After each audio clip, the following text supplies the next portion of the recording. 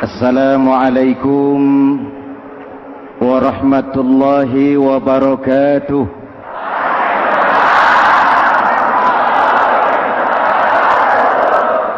Alhamdulillah wassalatu wassalamu ala Rasulillah Sayyidina Muhammad ibn Abdullah wa ala alihi wa sahbihi wa mawalah, amma ba'du. Hadirin hadirat ma'asyiral muslimin yang saya cintai, Ramadan adalah madrasah, sekolah, tempat di mana kita banyak sekali belajar tentang hidup dan kehidupan,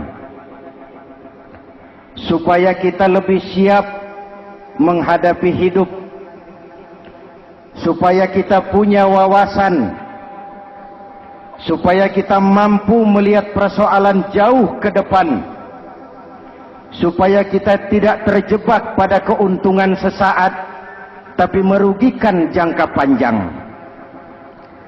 Malam ini saya ingin mengajak kita semua melihat kurikulum Ramadan.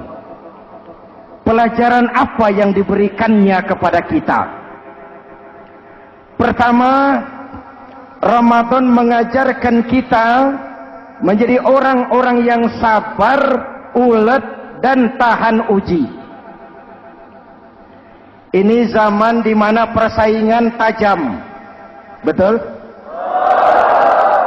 Jangankan jadi pejabat tinggi, jangankan jadi pengusaha sekarang ini, jadi kiai saja kalau tidak sanggup bersaing,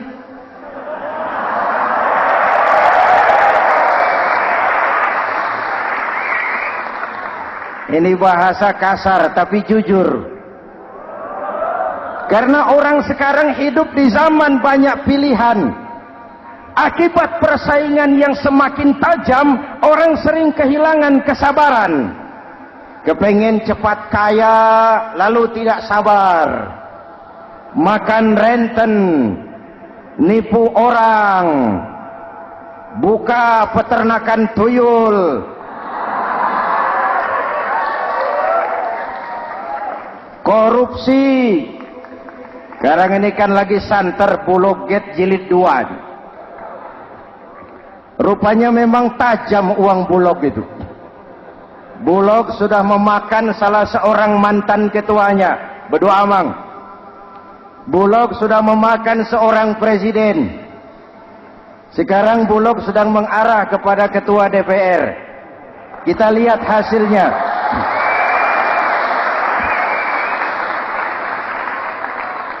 Tentu saja kita prihatin, karena kita tahu ekonomi kita sedang sulit. Hutang melilit leher, tetapi pada sisi lain kita melihat enak saja uang mengalir puluhan miliar untuk sesuatu yang tidak terkait dengan kepentingan rakyat.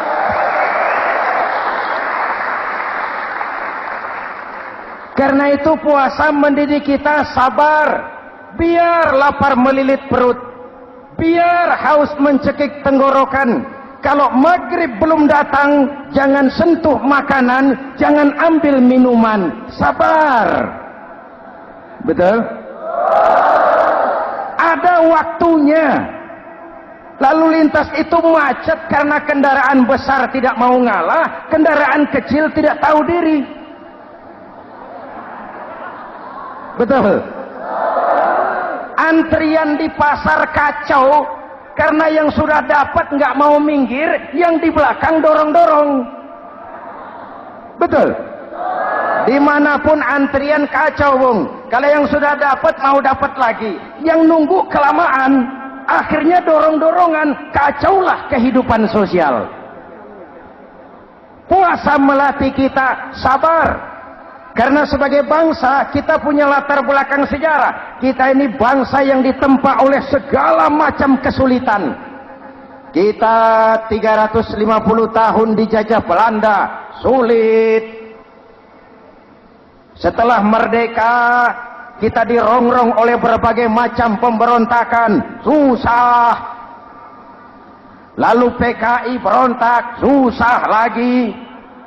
Lalu berdiri Orde Baru, lama-lama susah lagi. Orde Baru selesai, muncul reformasi, masih susah juga.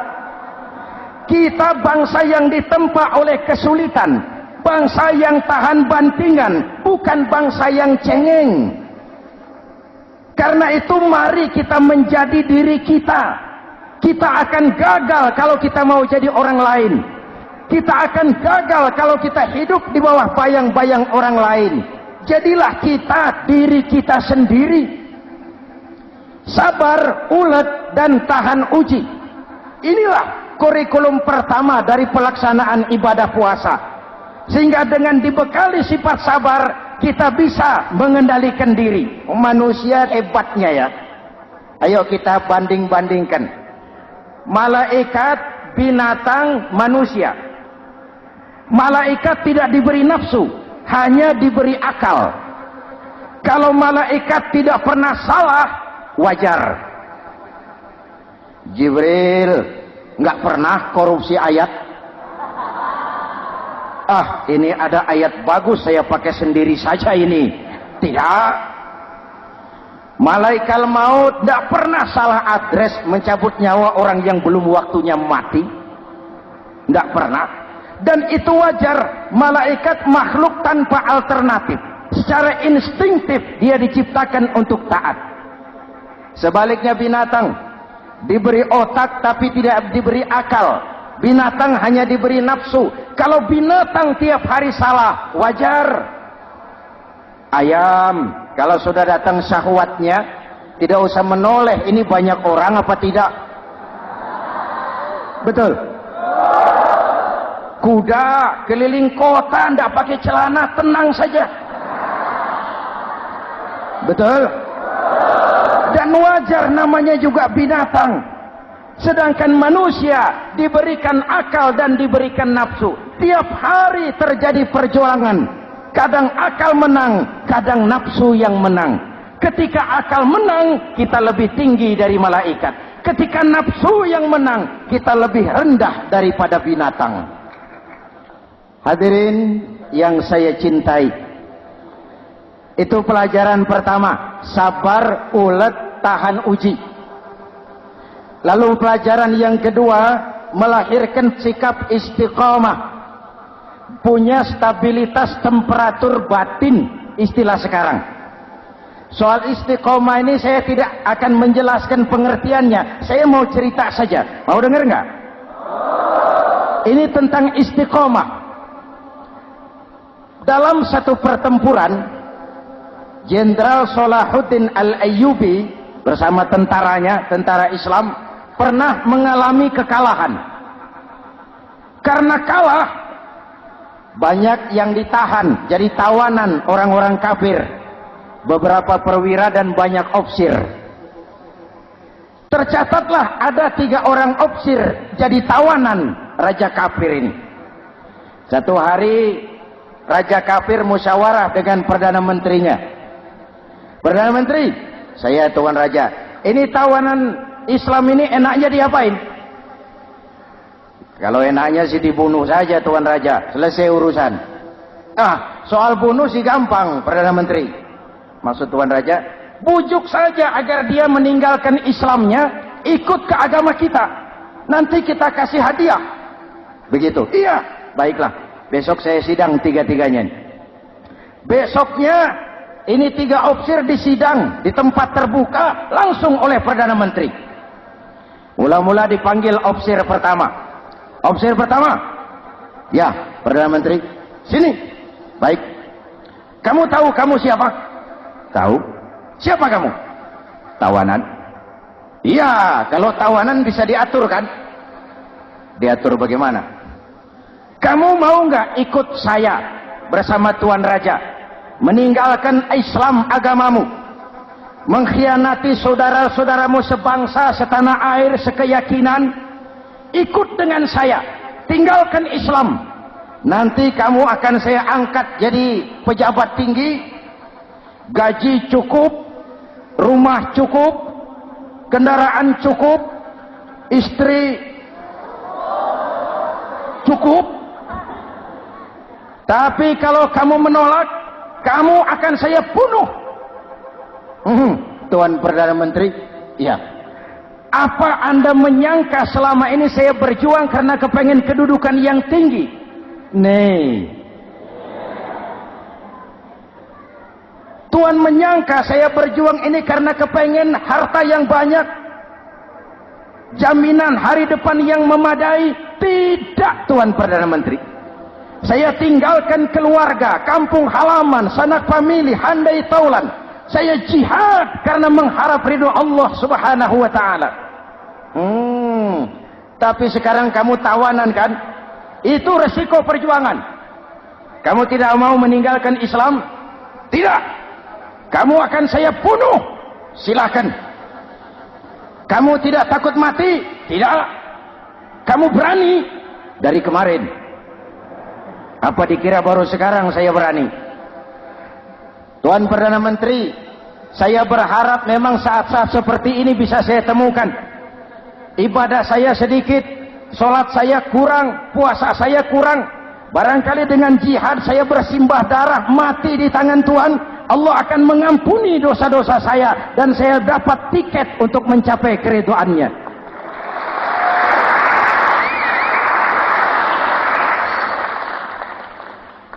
Gila kamu. Biarin. Kalau ini Tuan anggap gila, saya bisa berbuat lebih gila dari ini. Saya bunuh kamu. Bunuh. Algojo. Dipancung. Dio. Ini terlepas kepalanya dari badannya. Menggeluntung kepalanya ke bawah. Jatuh bergelindingan. Itu kepala lepas dari badan. Ngaji. Baca ayat Quran. Sampai Perdana Menteri bingung. Minggir, minggir. Ini ada kepala ngaji. Ayatnya yang dibaca, ya ayyatuhan nafsul mutmainnah, irji'i ila rabbiki radiyatan mardiyah. Wahai jiwa yang tenang, kembalilah kepada Allah dengan diridhoi. Masuklah ke dalam golongan hamba-hambaku dan masuklah ke dalam surgaku.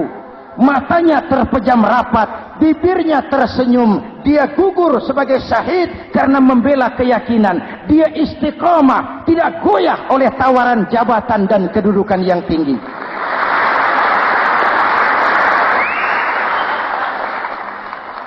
Perdana Menteri geleng kepala. Dasar orang Islam. Panggil officer kedua. Officer kedua. Ya, Perdana Menteri. Kamu sudah lihat temanmu yang barusan? Sudah. Mati kan? Mati. Kamu bagaimana? Mau tetap berjuang untuk Islam atau ikut kami? Jabatan tinggi, kedudukan tinggi, rumah tinggi. Bagaimana? Atau mau mati seperti teman kamu barusan? Sudah kamu pikir? Sudah, Perdana Menteri. Sudah apa? Sudah, jangan banyak omong. Maksud kamu apa? Saya sudah tidak sabar mau nyusul teman saya yang barusan itu. Saya tidak bayangkan bagaimana dia disambut oleh malaikat di surga, disambut oleh para bidadari di surga, menggapai ridho Allah. Oh, Perdana Menteri, sudah jangan banyak omong. Kalau mau potong, potong saya. Perdana Menteri bilang ini lebih gila dari yang pertama itu. Yang pertama masih mau diajak ngomong, ini malah langsung minta disembelih. Ayo, Algojo, potong. Potong lagi. Dia terpisah lagi kepalanya dengan badan, jatuh ke bawah, menggeluntung, ngaji lagi. Ayatnya yang dibaca, wujuhun yawma izin nadirah ila rabbiha nazirah. Muka mereka hari itu berseri-seri kepada ridho Allah. Mereka memandang bibirnya senyum, matanya terpejam, dan dia ajal dengan husnul khatimah, mendapat syahid karena teguh punya keyakinan, istiqamah dalam perjuangan, tidak goyang, tidak mencela dan mencele.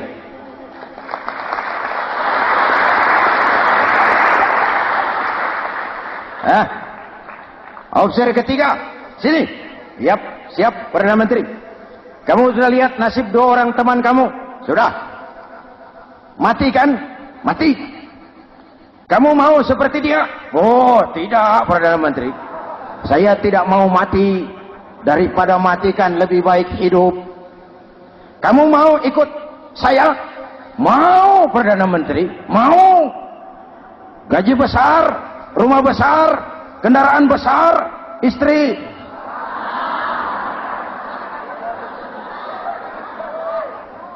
Mau, Perdana Menteri, saya mau. Daripada tidak jadi apa-apa, kan lebih baik jadi apa-apa. Daripada tidak punya apa-apa, kan lebih baik punya apa-apa. Oh, jadi kamu selama ini berjuang karena mau cari apa-apa?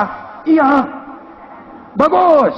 Nanti saya musyawarah sama raja. Kamu diangkat jadi bupati di mana? Tunggu ya. Perdana Menteri laporan, Tuan Raja. Ya. Ini opsi ketiga kelihatannya baik ini. Dia mau mengkhianati teman-temannya, sebangsa, setanah air, sekeyakinan. Mengkhianati bangsanya, meninggalkan agamanya. Dia mau ikut kita. Kita angkat jadi pejabat di mana dia? Raja senyum. Oh, soal angkat mengangkat sih gampang, Perdana Menteri. Cuma saya pikir-pikir opsi ketiga ini kok tegel-tegelin. Kok sampai hati ya? Temannya sendiri, seiman, sekeyakinan, sebangsa, setanah air dikhianati karena mengejar jabatan, harta, kedudukan. Orang itu, Perdana Menteri, kalau sudah mau mengkhianati saudaranya sendiri, apalagi orang lain.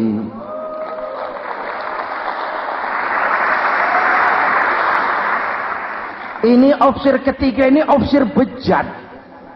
Anda bayangkan temannya sendiri dikhianati. Nanti kalau ada kesempatan, kita ditikam dari belakang.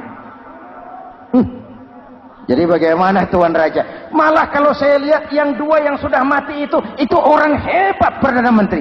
Punya pendirian, istiqamah. Malah kalau bisa yang 2 itu dihidupin lagi. Loh, dihidupin bagaimana Tuan Raja, sudah kadang mati. Jadi bagaimana ya opsi ketiga ini? Bunuh. Buat apa piara benalu jadi duri di kaki nanti? Bunuh. Baik, Perdana Menteri kembali. Opsi ketiga, siap Perdana Menteri. Saya jadi bupati di mana? Bupati. Modal sampean. Loh, saya mau dibunuh. Bunuh. Katanya kalau ikut agama Tuan, meninggalkan agama kami, saya akan jadi pejabat tinggi. Kamu opsi bejat, kamu tidak punya pendirian. Saudaramu sendiri seagama kamu khianati, apalagi orang lain, potongan kayak kamu jadi pejabat, rusak negara ini.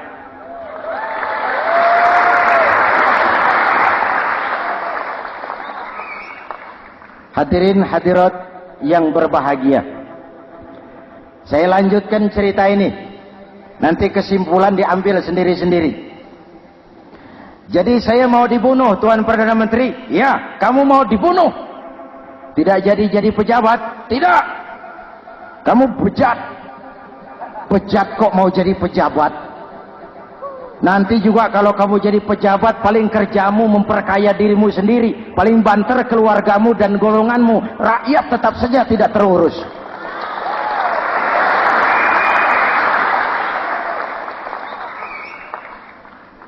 Paling-paling kamu kalau sudah jadi pejabat tinggi, kerjamu cuma membuka, meresmikan, berkunjung. Berkunjung, meresmikan, membuka. Membuka, meresmikan, berkunjung. Lah kapan kamu ngurus rakyatnya? Bejat kamu. Jadi saya dibunuh, bunuh.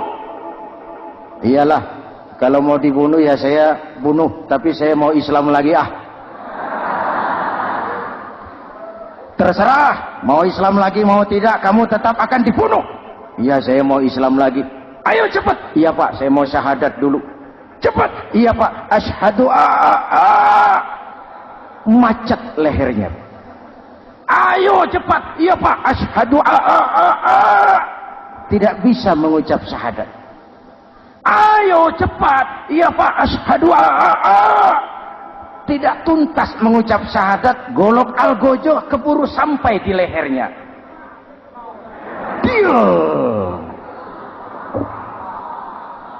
Darah mancur, pisah kepala dengan badan, menggeluntung ke bawah. Ngaji lagi. Dong dia bekas santri, masih bisa ngaji. Cuma ayat yang dibaca lain sama dua temannya tadi.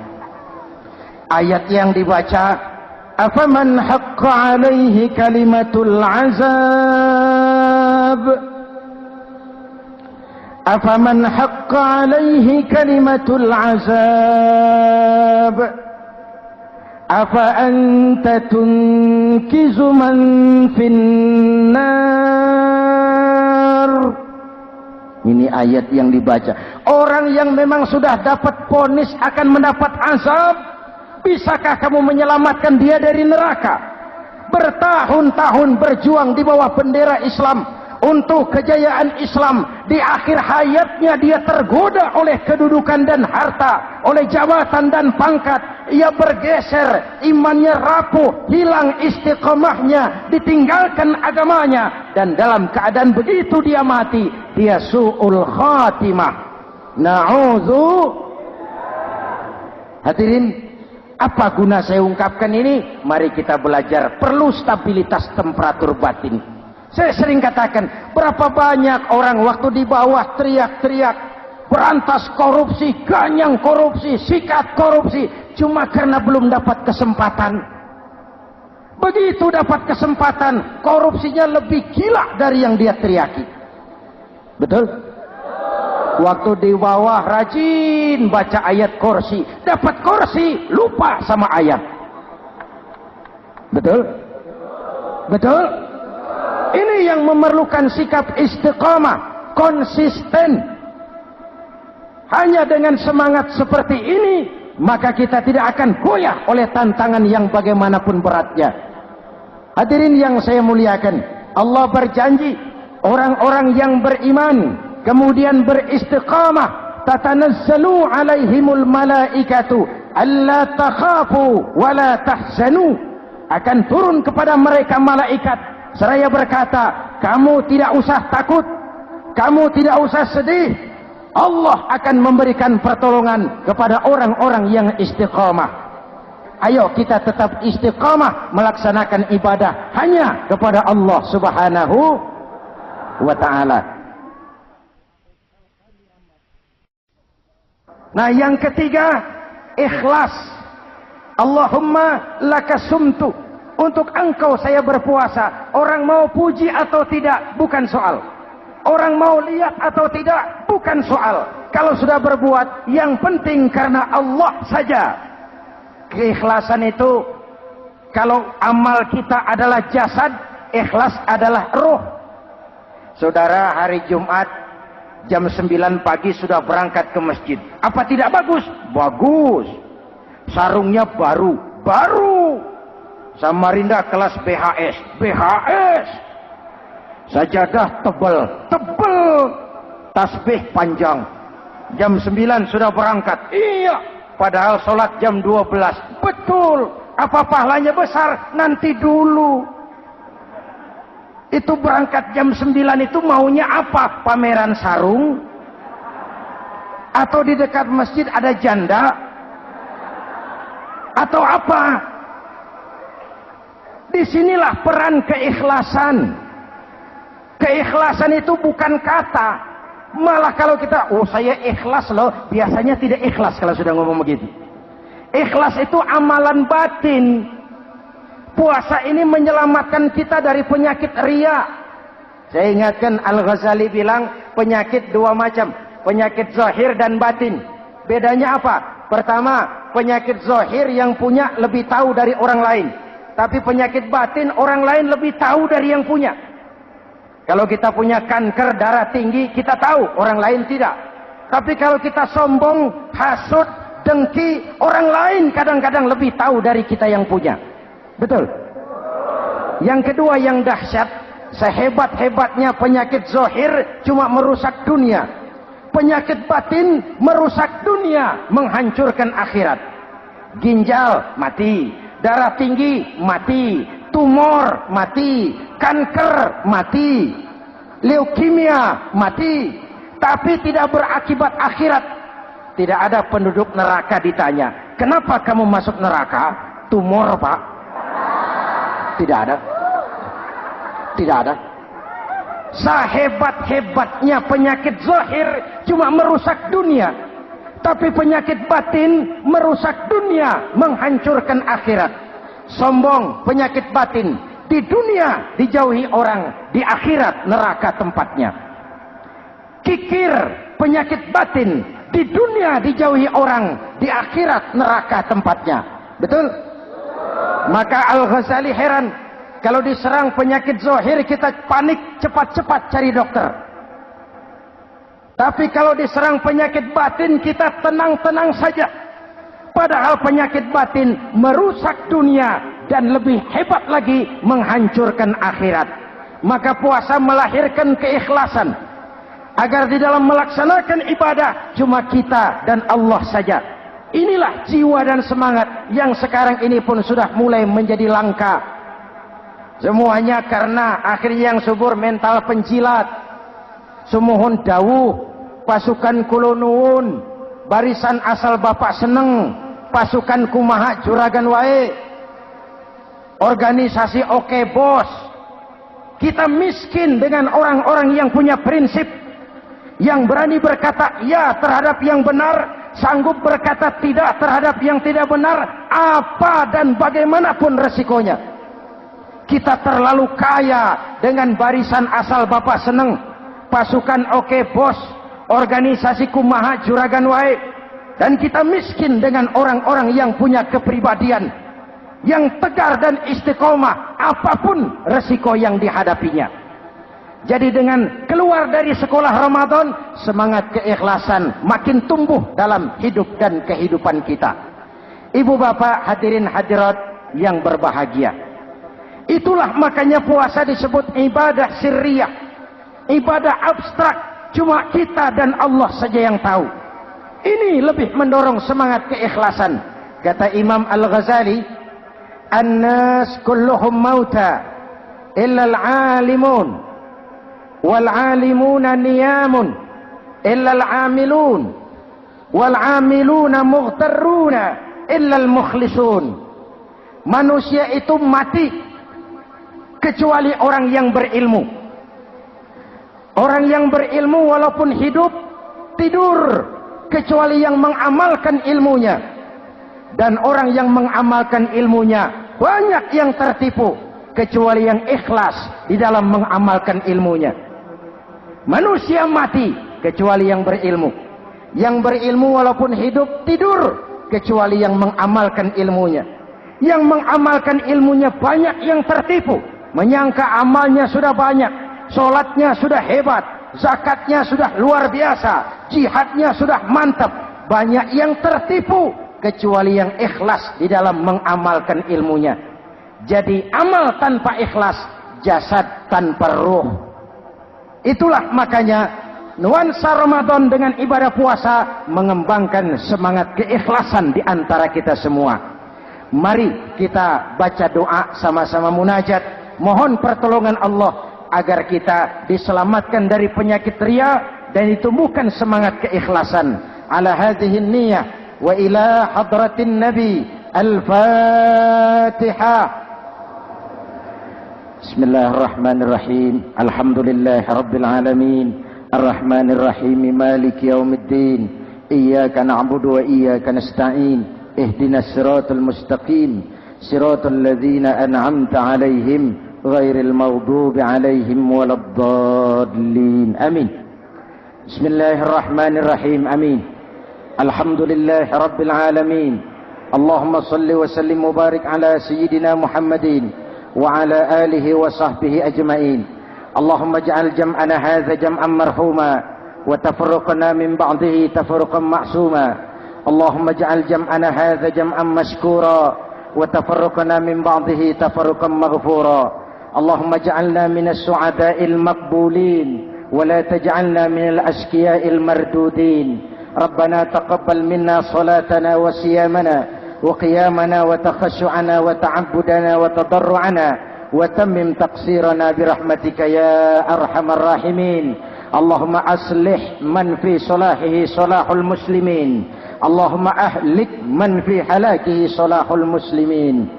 Ya Allah, dengan sepenuh perasaan dan pengharapan, dengan segala keremahan dan kerendahan, kami bermohon kepadamu, berikan kami kekuatan zahir dan batin, berikan kami kesabaran dan ketabahan, sikap istiqamah dalam mengarungi hidup yang penuh ujian ini. Karuniakan kepada kami pemimpin-pemimpin yang takut kepadamu dan sayang kepada kami. Rabbana hab lana min azwajina dzurriyyatina qurrata a'yun waj'alna lil muttaqina imama. Afdalu ma qultuhu ana wan nabiyyuna min qabli. La ilaha illallah.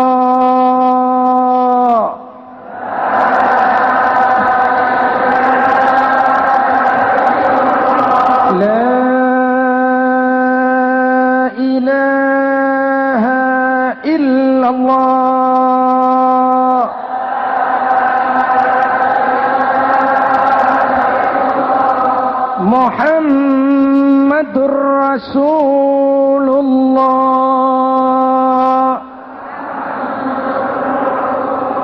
Amin. Kalimatu haqqin 'alaiha nahya wa 'alaiha namut wa 'alaiha wa biha nub'atsu insyaallah minal aminin birahmatika ya arhamar rahimin. Sallallahu ala sayyidina Muhammadin wa ala alihi wa sahbihi ajma'in. Ana rabbika rabbil izzati amma yasifun. Salamun alal mursalin walhamdulillahi rabbil alamin. Assalamualaikum warahmatullahi wabarakatuh.